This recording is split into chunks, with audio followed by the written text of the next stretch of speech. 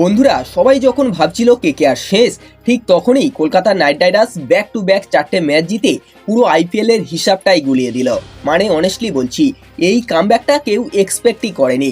10 ম্যাচে 4টে জয়, এখন পয়েন্ট টেবিলে 7ম স্থানে রয়েছে কেকেআর। কিন্তু ব্যাপারটা হলো মোমেন্টাম, আর আইপিএল এ একবার মোমেন্টাম পেয়ে গেলে গেম লিটারালি যে কোনো দিকে ঘুরে যেতে পারে। সবথেকে ইন্টারেস্টিং জিনিস কি জানেন? যেখানে অন্য দলের বিগ প্লেয়াররা ফর্ম হারাচ্ছে, সেখানে কেকেআর এর ফরেন প্লেয়াররা ঠিক সময়ে জেগে উঠেছে। ফিন অ্যালেন, ক্যামেরন গ্রিন, দুজনকে দেখে মনে হচ্ছে বস এখন আসল ম্যাচ শুরু। আর এই জিনিসটাই ডেঞ্জারাস, কারণ টুর্নামেন্টের শেষের দিকে যদি কেকেআর এর রিদম পেয়ে যায়, তাহলে শুধু কোয়ালিফাই না, অনেক বড় বড় দলের স্বপ্নও ভেঙে যেতে পারে।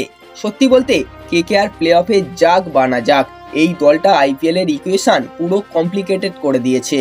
এখন বলুন তো, কেকেআর কি সত্যি মিরাক্কেল কামব্যাক করতে পারবে? অবশ্যই কমেন্টে জানান।